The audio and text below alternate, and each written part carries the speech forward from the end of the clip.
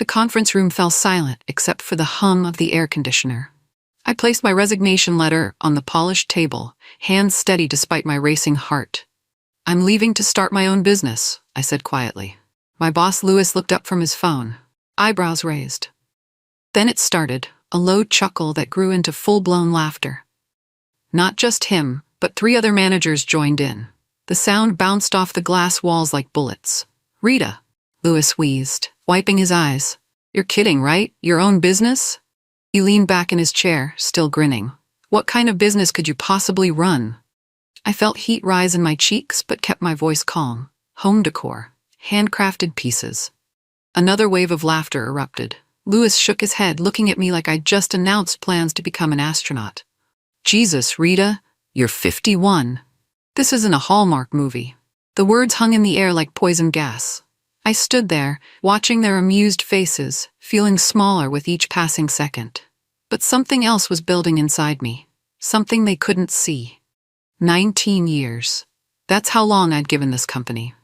19 years of arriving early, staying late, fixing everyone else's mistakes. I'd been the safety net, the problem solver, the one they called when fires needed putting out. I remembered my first week, eager and hopeful at 32. I'd pitched creative ideas, volunteered for challenging projects, dreamed of climbing the ladder. Instead, I became invisible furniture. "Rita's reliable," they'd say during performance reviews. "Never innovative or leadership material. Just reliable, like a stapler or a coffee machine." I'd watched younger employees get promoted over me, fresh graduates with shiny degrees and confident smiles. They'd last 2 years, maybe 3, before moving on to bigger things. But I stayed, loyal as a golden retriever. Last month, I'd overheard Louis talking to the new VP. "Rita? She's furniture at this point. Been here forever, does her job, nothing more." Furniture. After nearly 2 decades of dedication, that's what I'd become, a piece of furniture that occasionally filed reports and answered emails. That night, I'd gone home and stared at myself in the bathroom mirror. When had I become so small? The notebook sat on my kitchen table like a forgotten treasure. Faded blue cover, spiral binding coming loose. I'd found it while cleaning out my spare bedroom closet.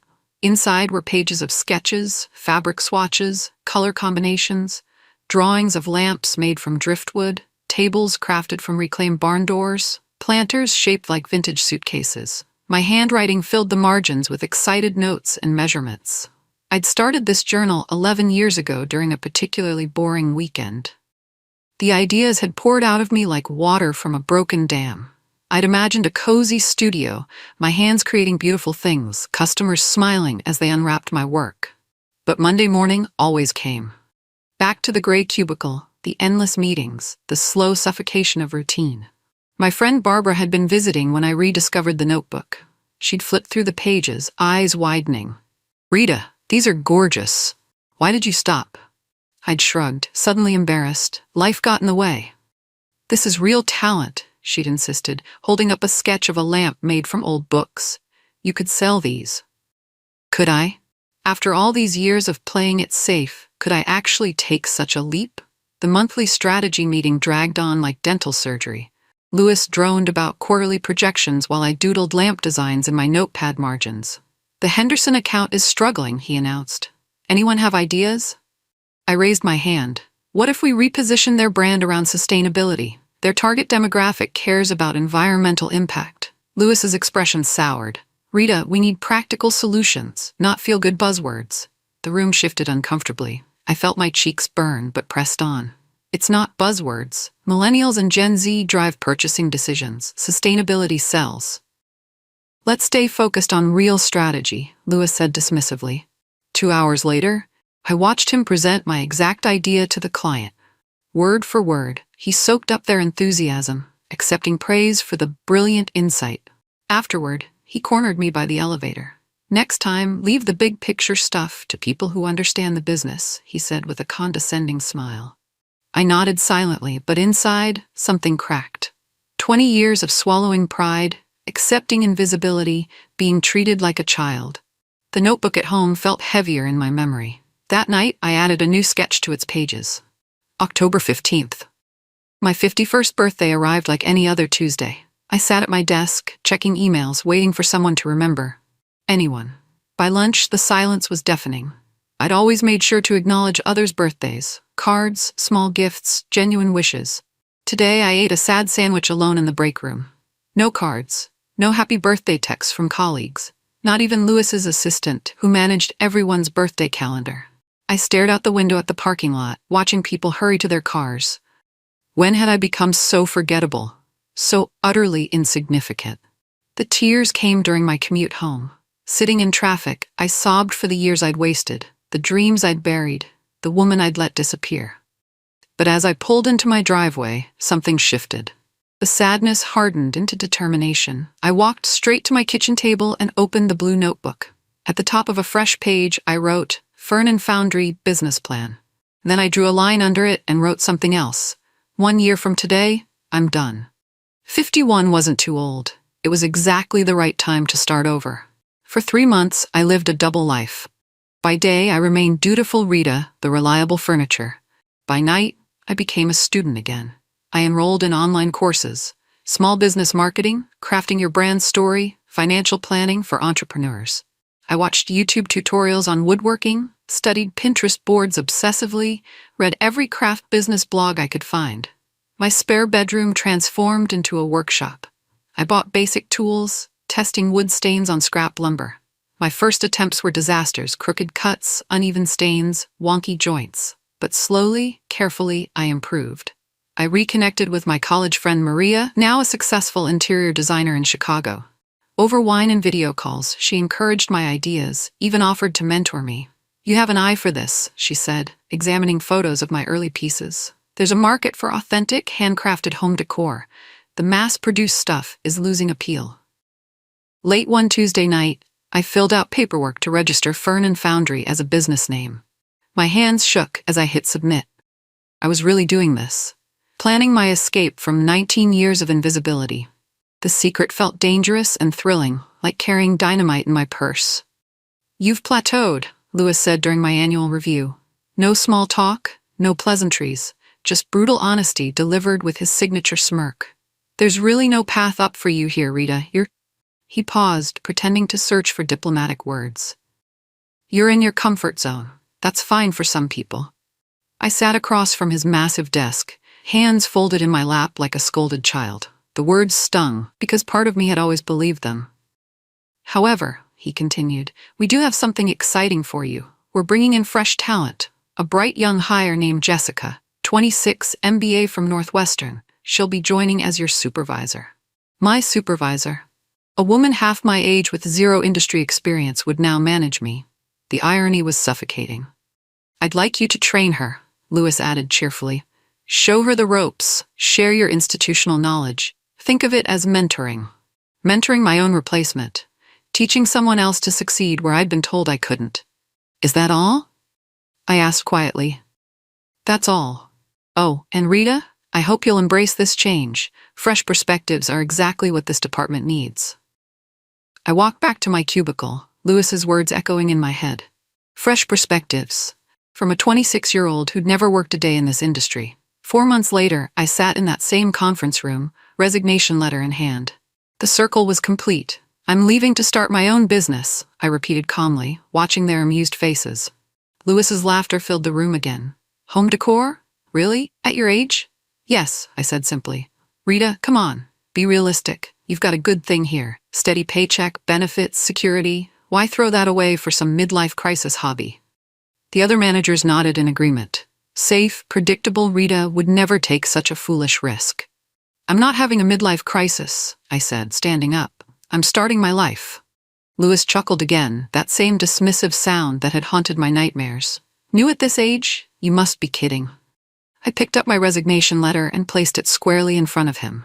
Then I smiled, really smiled, for the first time in months. We'll see, I said. The laughter followed me out of the conference room, down the hallway, and into the elevator. But it didn't hurt anymore. It sounded like the distant barking of a dog I'd already left behind. My studio apartment felt smaller, with all the equipment crammed inside. Workbench, saw, sanders, stacks of reclaimed wood. I'd spent my entire savings on this setup. Every penny from 19 years of careful budgeting. I stared at my laptop screen. Bank account balance, $11,500. enough for 9 months of rent and basic expenses. After that, I'd either be successful or homeless. The weight of what I'd done crashed down like a landslide. I'd quit my job, burned my bridges, bet everything on a dream I'd sketched in a notebook. What kind of middle-aged woman throws away security for such uncertainty? My phone buzzed with a text from Barbara. "How's the first day of freedom?" Freedom. That's what this was supposed to feel like. Instead, it felt like standing on a cliff edge, wondering if I could fly or if I'd just fall. I opened the blue notebook, flipping through pages of sketches and dreams. Each drawing represented hope, creativity, the person I'd always wanted to be. Then I picked up a piece of sandpaper and got to work on my first official piece, a small table made from barnwood. My hands moved carefully, methodically. This was my leap of faith. Time to see if I could fly. 6 weeks of grinding, sanding, staining, and praying.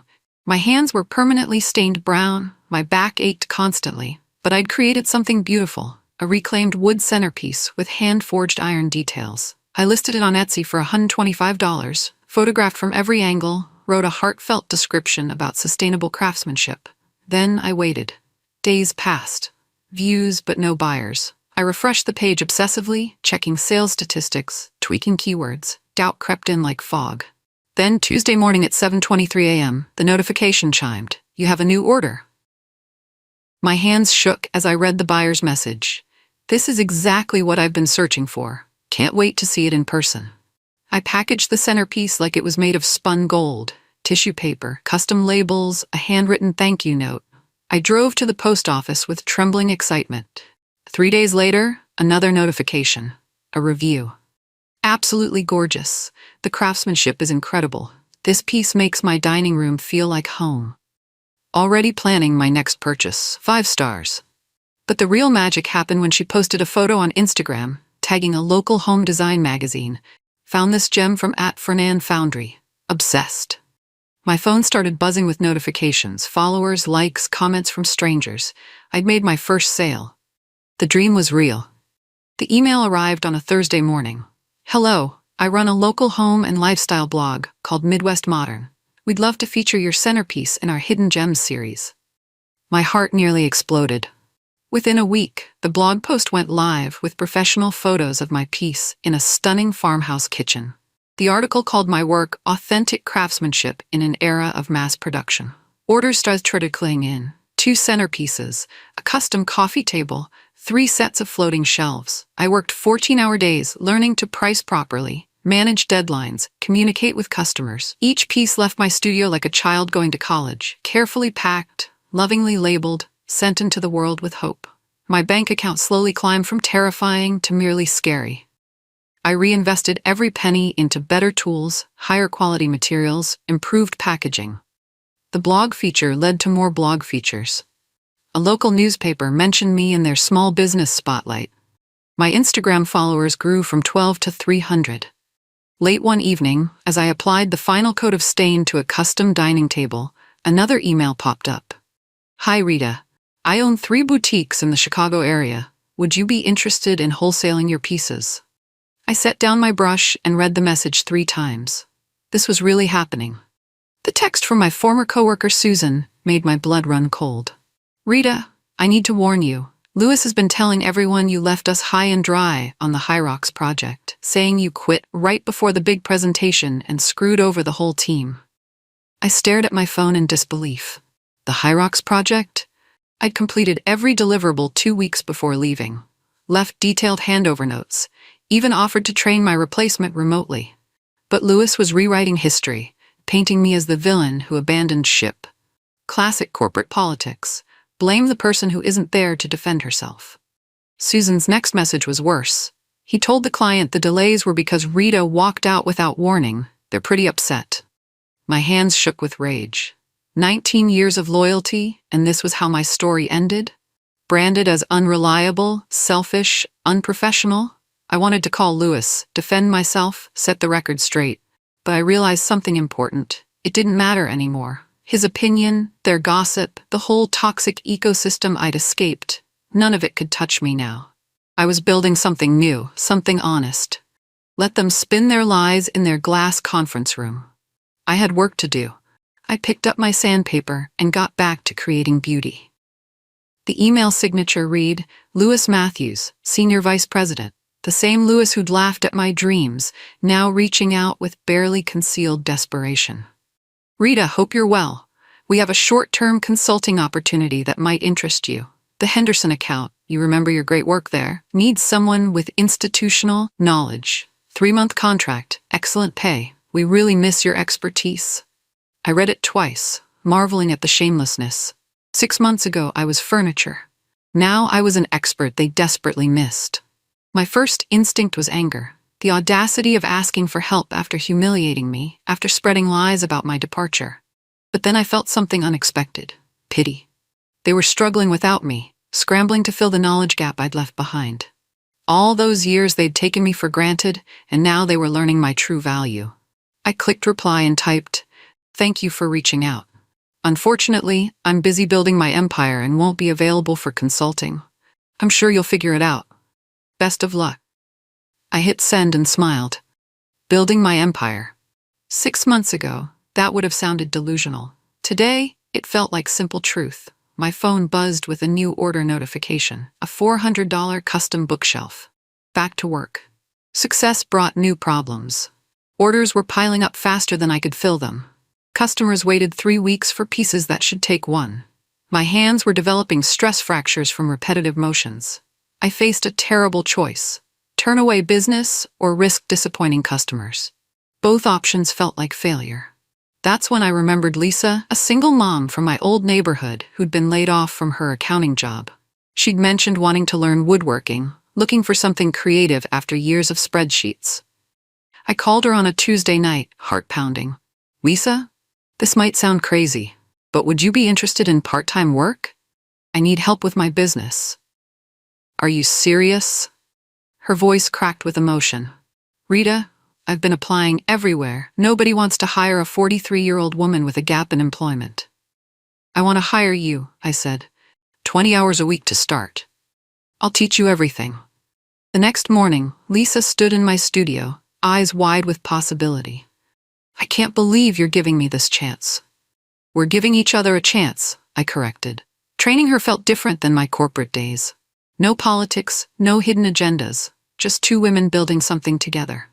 Within 2 weeks, Lisa was sanding and staining like a pro. My production doubled, quality stayed high, and I had my first employee. The spring artisan expo sprawled across 3 warehouse buildings, filled with handmade soaps, pottery, jewelry, and furniture. My booth looked tiny among the established vendors, but I'd invested everything in making it beautiful. I arranged my pieces carefully.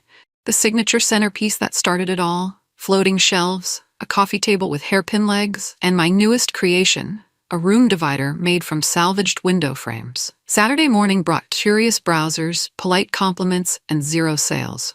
I smiled until my face hurt, explaining my process to anyone who'd listen. Then, around 2 p.m., a woman in an expensive blazer stopped at my booth. She examined each piece carefully, running her fingers along the wood grain, checking joints and finishes. "You made all of these yourself?" she asked. "With my assistant, yes. Everything's handcrafted from reclaimed materials."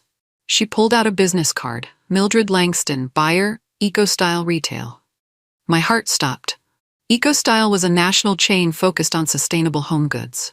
"You've got something special here," she said, taking photos of my inventory.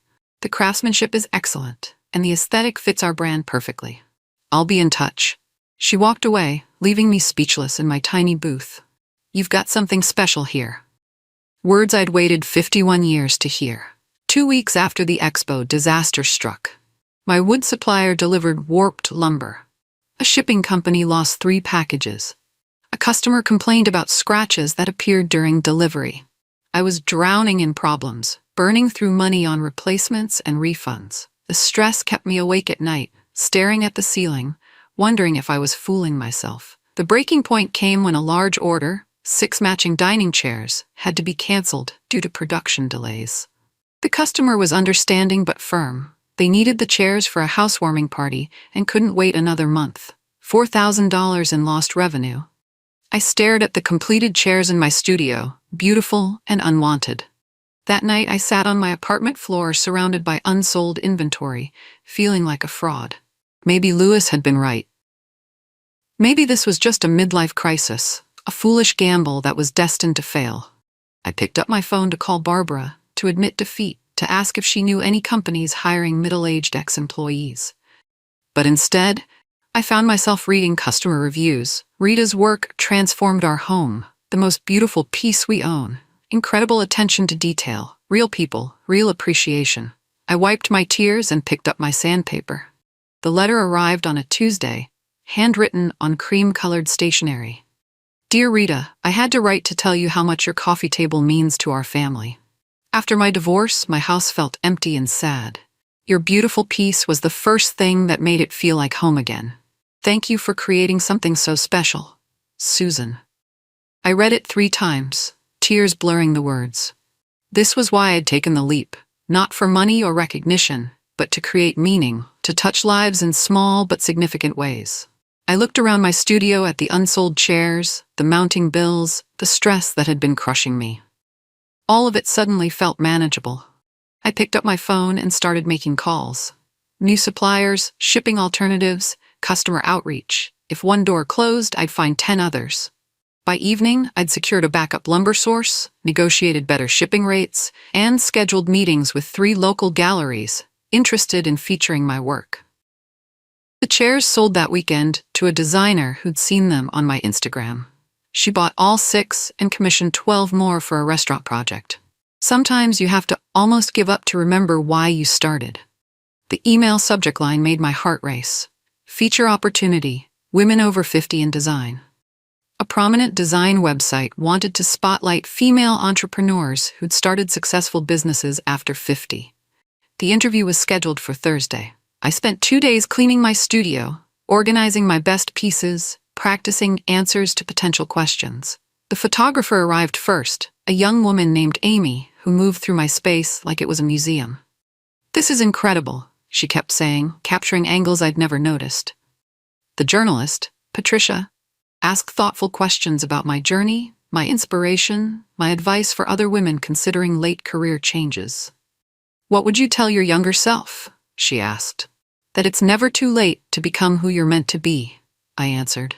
The feature went live the following Tuesday. The headline read, Fern and Foundry, How Rita Transformed Discarded Wood into Dreams at 51. Within hours, my phone was ringing constantly.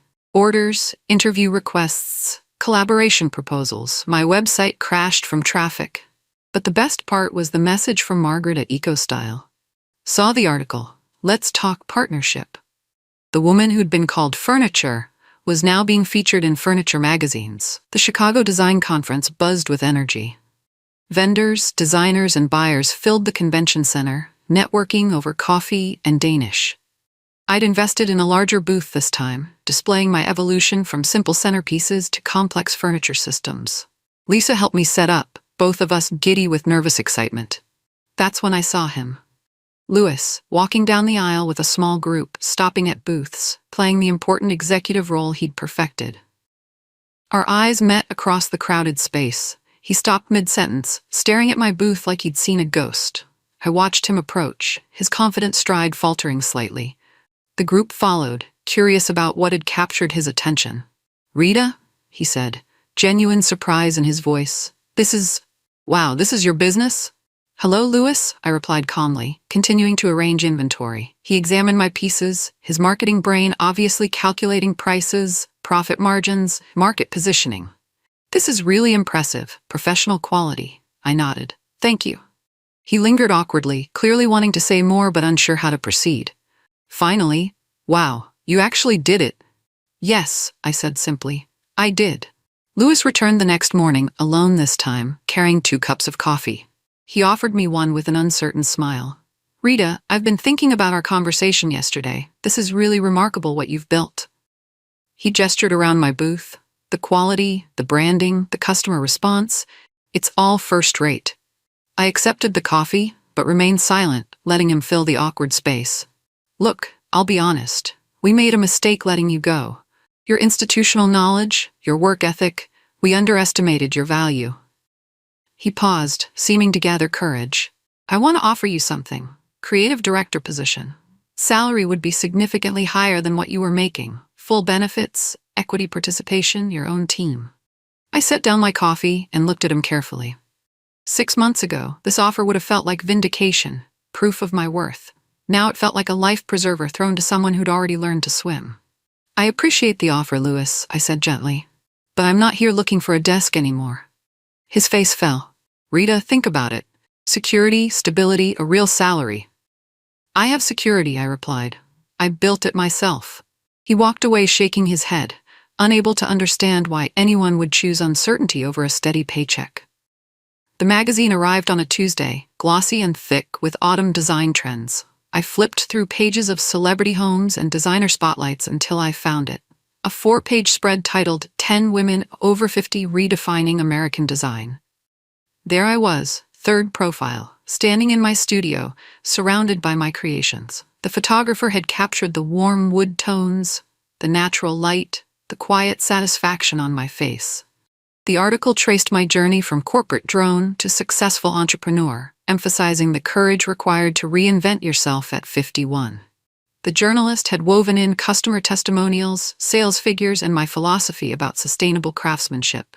The quote that ended the piece made me smile. I was told it was too late to dream. I proved them wrong. My phone rang within an hour of the magazine hitting newsstands. Barbara was crying. Rita, I'm so proud of you. You're an inspiration. Then Maria called from Chicago. Girl, you're famous. My clients are asking about your work. Orders flooded in from across the country. People who'd read the article, seen my story, connected with the message that reinvention has no expiration date. I looked around my studio, now bustling with activity as Lisa and I worked to fill orders, and marveled at the journey. The leadership training facilitator held up a printout, addressing the room of middle managers. This is what courageous reinvention looks like. Rita Martinez, featured in this month's American Home Design, left corporate America at 51 to start her own business. Louis sat in the second row, coffee mug frozen halfway to his lips. His face drained of color as he recognized the photo, read the headline, absorbed the implications. Around him, other participants nodded admiringly. 51 and starting over? That takes guts. Look at that workshop. She's built something amazing. The facilitator continued. Too often we tell ourselves it's too late to change, too risky to pursue our dreams. Rita's story proves that courage has no age limit. Louis slumped in his chair, the irony crushing him. The woman he'd mocked, dismissed, laughed at, was now being held up as an example of leadership courage. His colleague leaned over. Do you know her? This Rita Martinez? Louis nodded slowly, unable to speak. Lucky you, the colleague whispered. Must be inspiring to know someone who took such a leap. Louis stared at the magazine photo, remembering his laughter, his cruel words, his absolute certainty that Rita would fail. The training continued, but Louis heard nothing else.